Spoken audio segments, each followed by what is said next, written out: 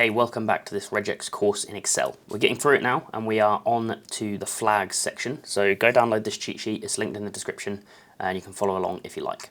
So flags are basically modes you can turn on or off in your pattern. So you can turn them on for the entirety of your pattern or you can turn them on only for specific parts. So if I have this text here and I want to extract the word invoice, I could say equals REGEXTRACT from here, this pattern all matches, so I'll get only one because regex is case sensitive, but we have this case insensitive mode at the end here.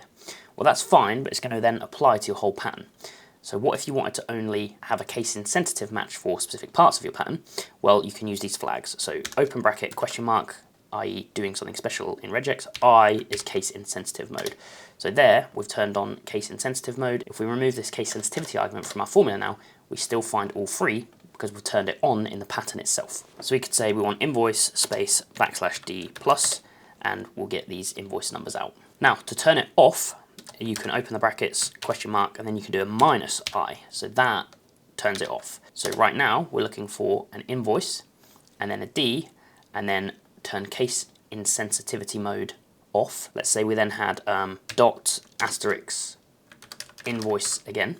Well, we're not going to be able to find that pattern because we have case sensitive mode on. So let's just put the pattern to be the exact one there, and then we should find the string up to there. Yes. So case insensitive invoice and digits, we'll find the first one, turn it that flag, that mode back off, search for anything, and then the case sensitive version. So hopefully that makes sense. That's quite an easy one. However, there is one more thing to mention, and that is when you put this flag in isolation like this, it's then turning on for the entire rest of your pattern until you turn it off.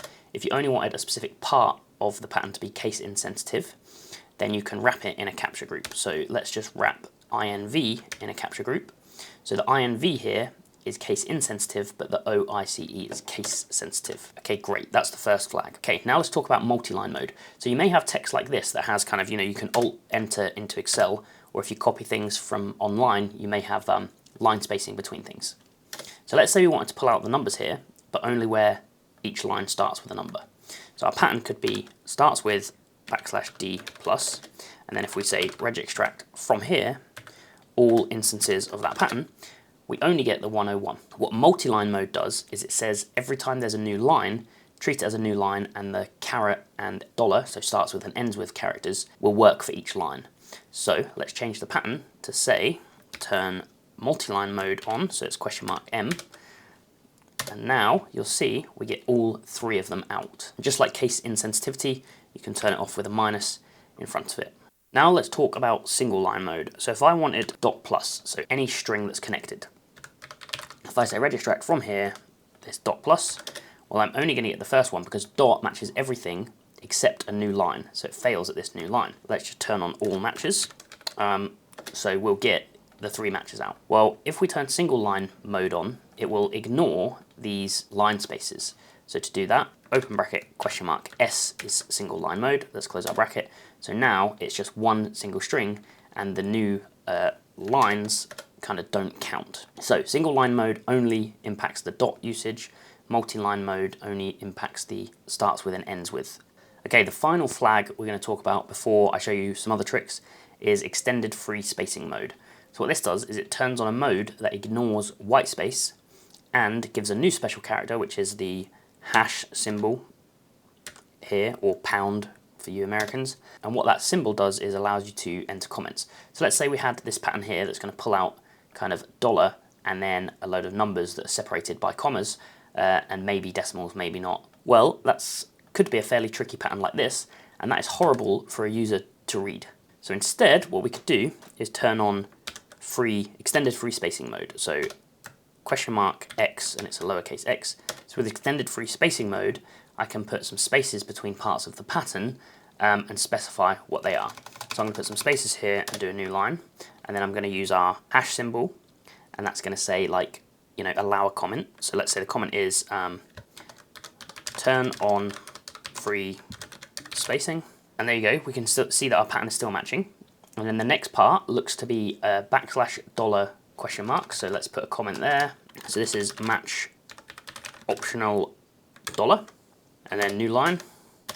And again, you can see we start to put comments into our pattern. So by the time we're done, we might have something like this. Turn on free spacing mode, optional $, optional space after the $, 1 to 3 digits, and then optional repeating blocks of a comma and 3 digits, and then an optional decimal point. So in theory, I should be able to put some extra spaces in here and it will work because it's specific parts of the pattern. If I wanted an exact white space, I could put a backslash to escape it. So now I'm looking for the actual space instead. So, you know, a backslash would also escape this hash and look for the hash. So the escape character now kind of escapes the free spacing in free spacing mode. Now, some little tricks with this. You can actually turn on multiple flags at a time. So you could say $IMX and close it, and that turns on case insensitivity, multiline mode, and free spacing mode. You could also, if you put a minus, you can turn them all off at the same time. And you can mix and match. So I could have IM, so turn on case insensitivity and multiline mode, but turn off free spacing mode. So that's useful. Another tip is when I said about capturing certain bits that were case insensitive, so you'd do case insensitive, for example, section like Apple. So we're looking for a case insensitive version of Apple, and then, you know, whatever text we have. That is in a capture group. To make it a non-capture group and case insensitive, you can actually just write it like this. Turn on case insensitivity, but it's a non-capture group, it just saves you a few brackets. All right, that's it. Hopefully see you next time.